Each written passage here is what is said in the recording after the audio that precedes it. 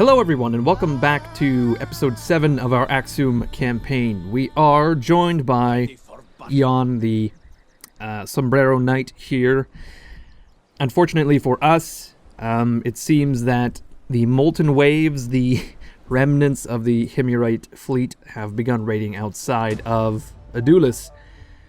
Quite unfortunate for us. Now, they are going to dissipate eventually, I think. They're suffering attrition right now, I would think, because they don't have any way to pay their troops, or there's no food or something, I don't know, but we'll keep an eye on them just in case.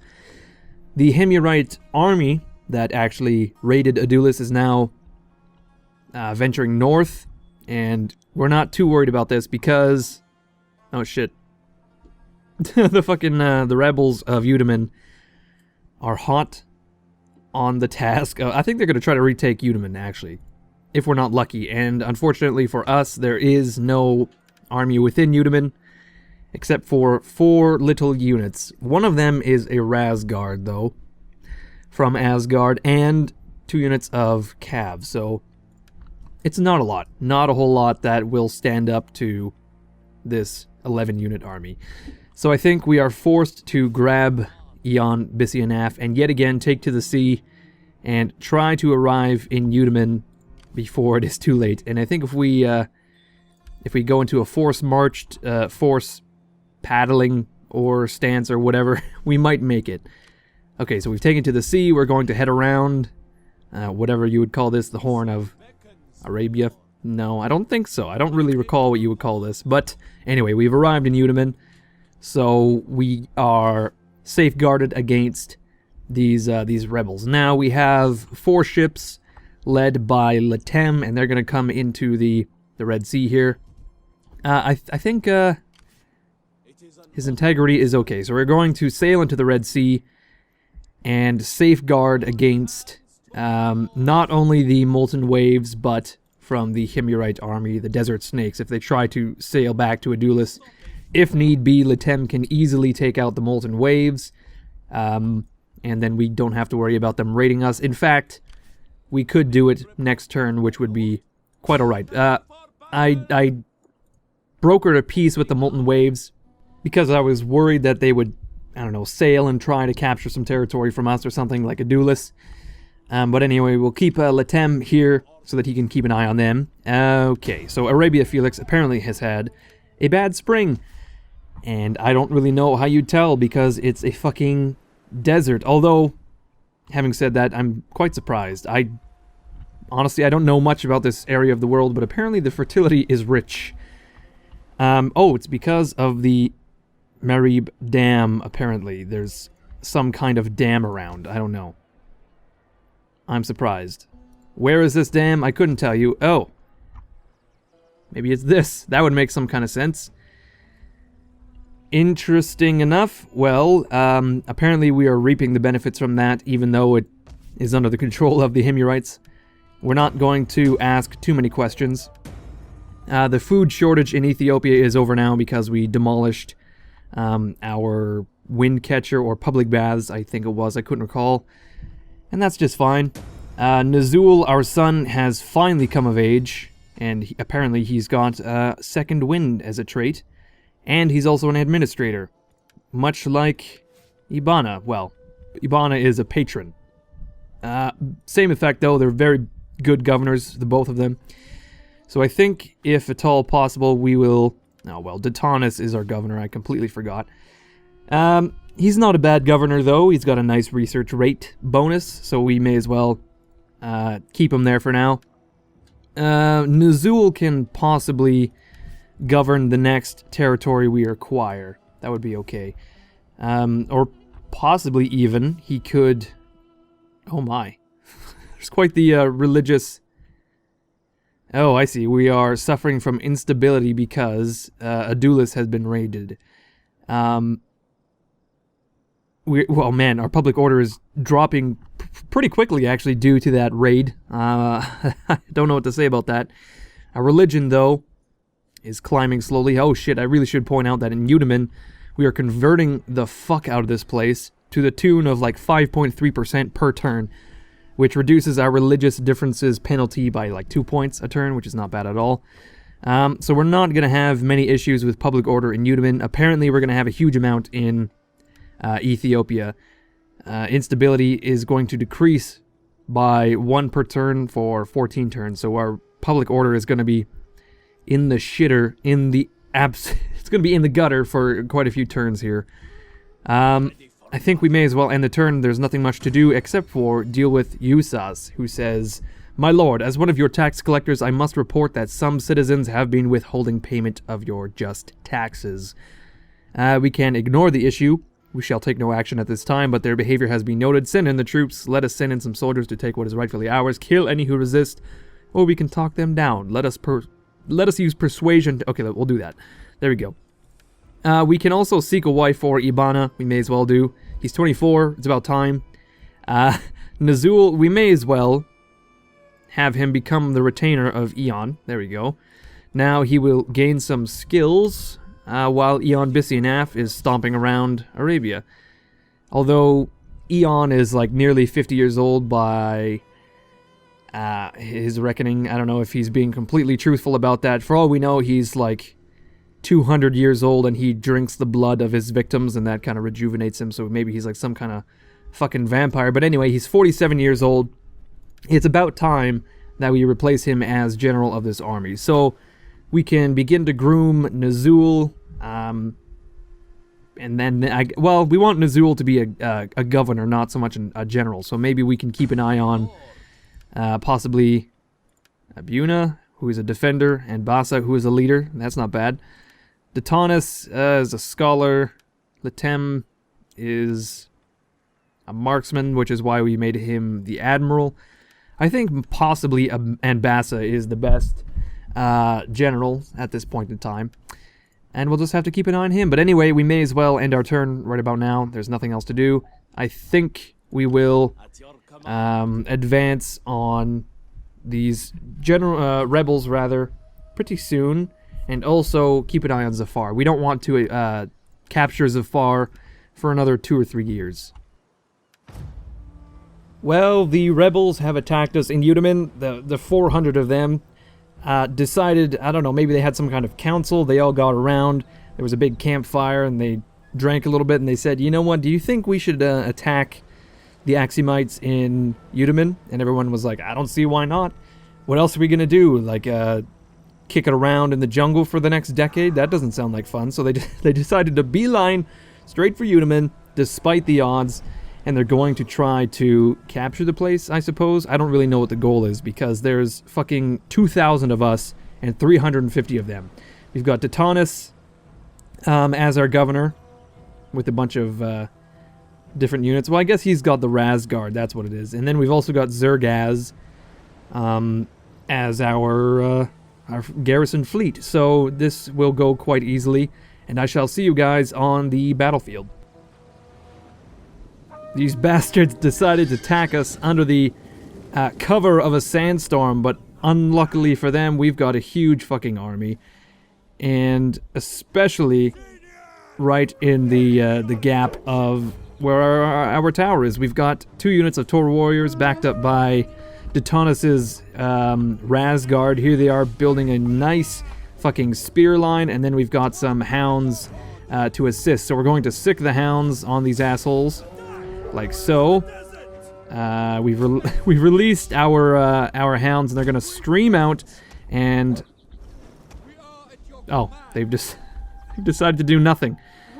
I don't really know what the hell is going on. Okay, there we go. Apparently we can call them back, and they're going to assault these desert tribesmen. Not too fucking shabby. So we've got Detonis here blocking this gate. We've got some other spears blocking this gate, some Tor warriors, etc. And then we've got all of our raiders coming around the flank. Here they are, 3 units of them coming around here. Boom, easily done. And then they shall charge and flank everyone quite easily. Look at that, the dogs immediately are disrupting the formations. Theirs as well as mine, though. To be fair, my Tor warriors aren't doing so hot. I'm losing a lot of men already from like skirmishing and whatnot, but maybe my what are these guys? Adana trackers can shoot down some of these skirmishers. There we are. Okay, we've broken some units already. Detaunus is going to not do anything. He's just going to kick back where he is for now. We're receiving some fire on this flank as well, unfortunately. That's just fine. Our raiders are coming around the flank very quickly. Here we go. And we are already beginning to break most of their units. They've got some desert spears now, messing with my Tor warriors. And they are not doing well at all. They're taking arrows and spears to the rear. My trackers are not doing a damn thing, unfortunately, for me. That's too bad. I have a bunch of archers here, but again, well, they are firing on something. I don't really know. Firing at my own men. Look at these fucking camel assholes. Not doing anything. My Tor warriors, likewise, not doing anything. But let us get my desert raiders to clean this shit up. Okay, so we're gonna get one unit to take out these hurlers, another unit to chase down these skirmishers, and then finally to break the rebel general. Here we go. They've broken. In the face of my Tor warriors, they've broken. Wow, what a bit of a tongue twister. Tor warriors, man. Okay, so my archers are still firing, which is not necessary. We are going to try to take down all of these skirmishers with our cav. If we can kill the general, then we won't have to worry about chasing down everyone. They'll just break. Okay, it appears that we scattered their army quite easily. I guess. I don't know. There we go. They've broken. Alright, well that's that. We lost like 70 men. Not bad at all. Which is a decisive victory, apparently. Not too fucking shabby. Yeah, we lost exactly 69 men. Brown, chicka, chicka, brown, brown. And we killed 243 other men. I think that's the end of the rebels in Yunaman, though. This is the end of the Arabian rebels led by Kashta, so we can rest easy, sleep easy, close both our eyes, because previously we were sleeping with one eye open, which is, as I said, no longer necessary. And I think we can just kick around Yunaman for about a year or two until our mission is up, and then we can advance on the Himyarites. And that would be great, although it might make more sense to attack the Himyarites before 400 AD, but yeah, I don't think it's going to matter. 1,000 gold is 1,000 gold is 1,000 gold. Okay, there we go. We've captured 18 men, and we're just going to... wow, 18 men for 300 gold. May as well do. There we are. And I think that's our turn now. Yes, there we go. Okay, so it appears that the enemy spy... Oh, shit. What is this? Defamation. Lecky Yi Delu Latem Iambisinaf. Apparently, Lecky is the target? Not sure. Anyway, an unscrupulous rival has spread foul rumors about a member of your family. Give the order and they will be silenced. We can pay them off, which will reduce Eon's gravitas, or influence, I should say. Or we could ignore it, which is unacceptable. We will pay off this piece of shit. Okay. Ibana has found a wife. Her name is Bancha Yehu, and she is educated. So that's 2 influence and 2 research rate for civil development. Fuck it. Come on, Ibana, take her hand. Oh shit, we've also negotiated with some mercenaries. Very nice. It's a tutelage. Jesus. Nazul is now a retainer of Eon. So much stuff going on. Okay. So it appears that Gumshoe has been deceived by this spy. Can we manipulate the spy and distract him or kill him or anything? No. Apparently he's not a spy but an inspector, I guess. And man, I gotta say, this guy is pretty sweet looking. I mean, he's got this little hood. He's got a sweet, like, handlebar mustache. He looks almost like a strong man or something. That, like, literally like a 1930s strong man. That's what that face says to me. Anyway, Yunaman is in flames for some reason, and if we rotate around, we can see that the smoke is actually pouring out from under the skirt of Eon, because as we all know, Eon is a bit of a devilish sort with his torture and whatnot. Okay, the molten waves are beginning to take attrition, so we can we'll follow. Actually, you know what? I wonder, does this really fuck us up? Rating -6. That is annoying. That is definitely annoying. How about our commerce, negative 29%. Jesus, that's not too good. Not too good at all.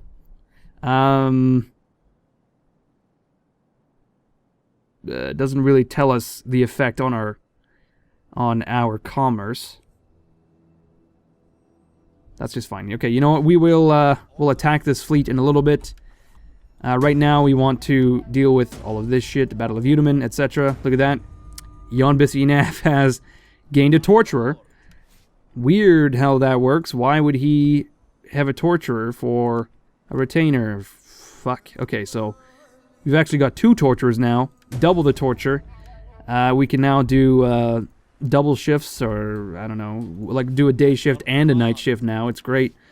We've also received Pancratian gloves, which we also have as well. I don't really know why that matters. We have a good summer in Yudaman.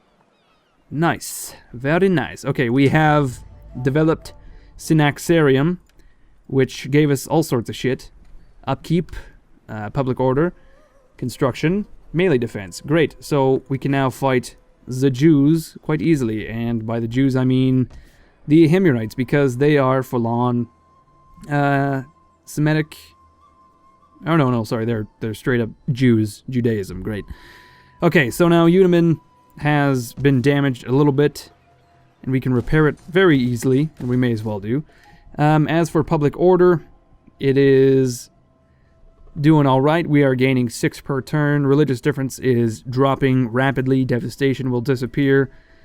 Buildings, not sure why we have negative public order for buildings. It is because of our wheat fields. And that's it. Okay, possibly also the shabby condition that we find our buildings in.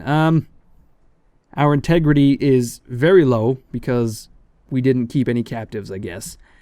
So in 14 turns, our army will mutiny. We don't have to worry about that. By the time 14 turns comes around, we will be in Zafar, reaping the benefits that looting and raiding, etc. has on integrity. Now, we are looking at Bancha Yehu, the wife of Ibana. It appears that no one has any influence except for Eon Bisinaf, which is just fine. Nazul is now a retainer of Eon.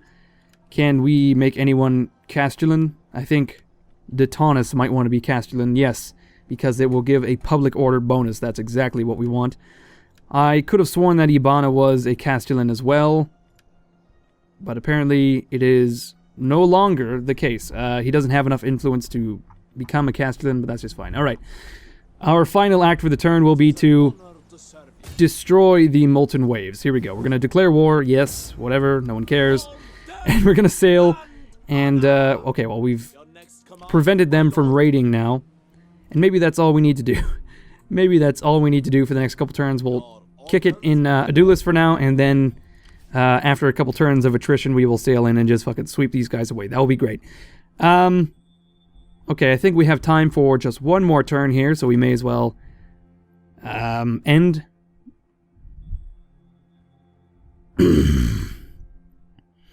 End the turn. Oh, we are currently not researching any technologies, of course. I think what we would like to research is probably something civic, such as probably agriculture, stables, and sheep pens. No. Let's go do a caravan lodge house. That'll be fine in 3 turns. Not bad. Apparently, these guys, they've gotten together again. They had yet another big bonfire. They looked around, they saw that 300 men were missing, and they said, you know what? The last battle went so well. I think we may as well try to assault Yudaman yet again, because we killed like 70 of those guys last time, so it should go a lot better now. There's no way we can lose.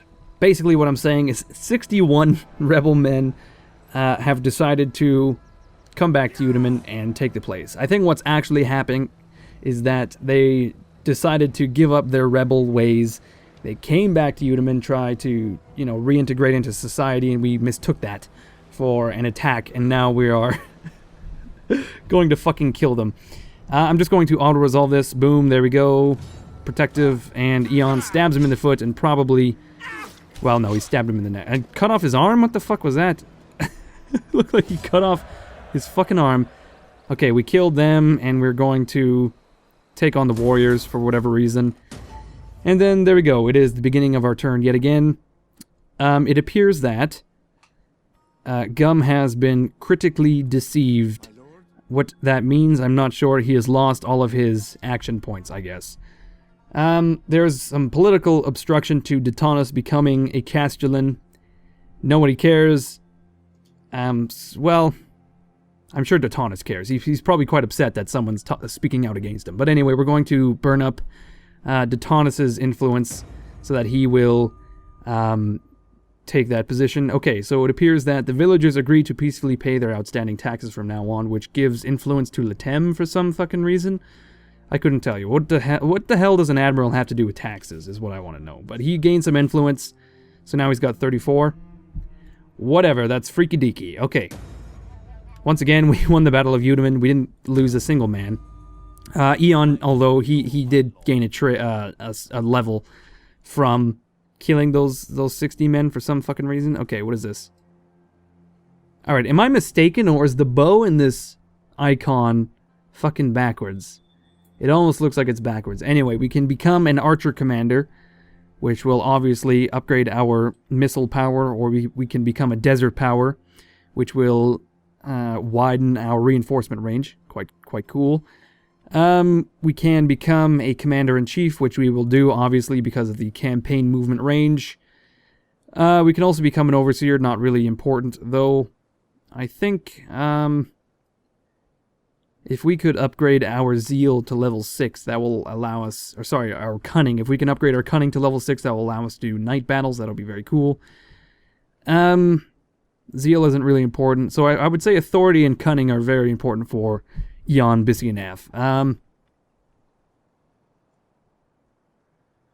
Yeah, we're not going to get that, just as I said. I think possibly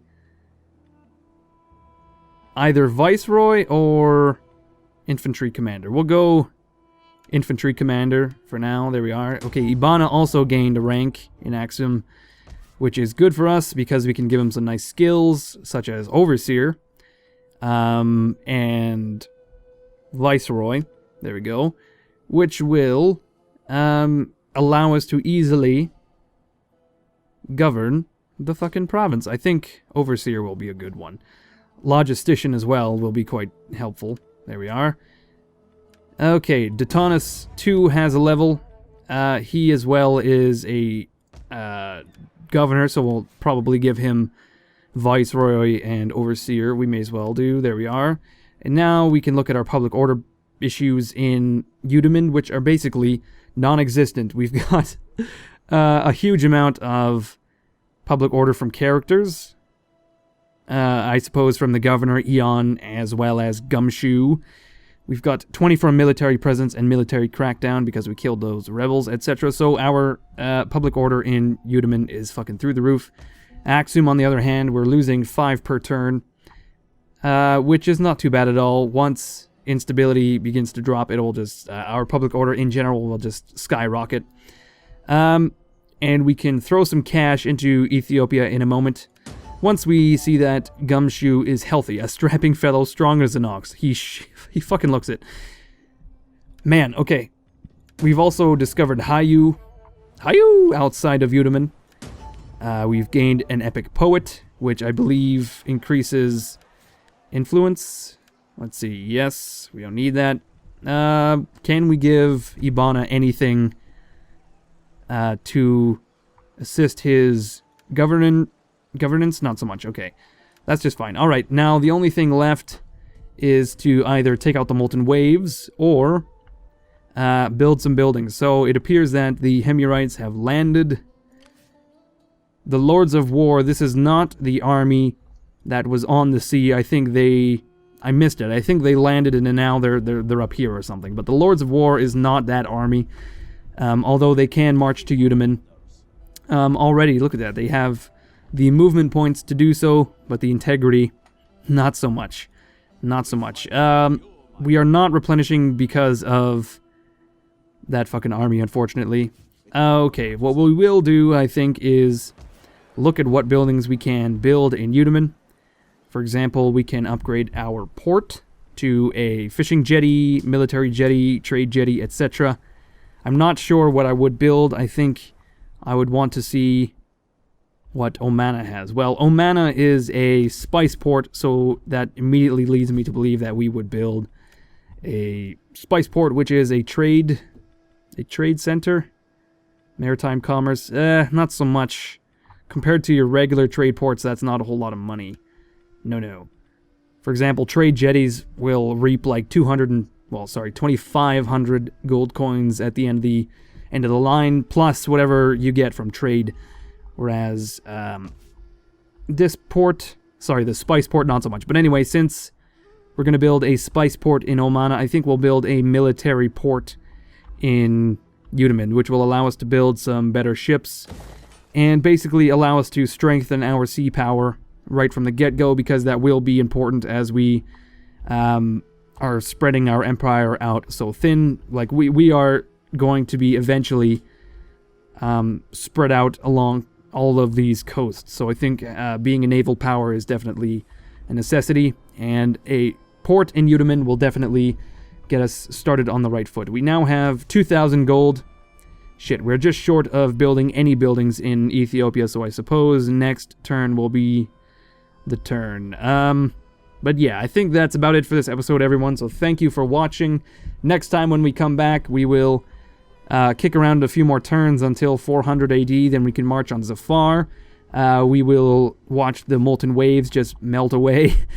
We could potentially take them out right away if we feel lucky, but right now they're not raiding, they're not really doing anything, so we are not too stressed about it. But that is all for next episode, so I shall see you guys then.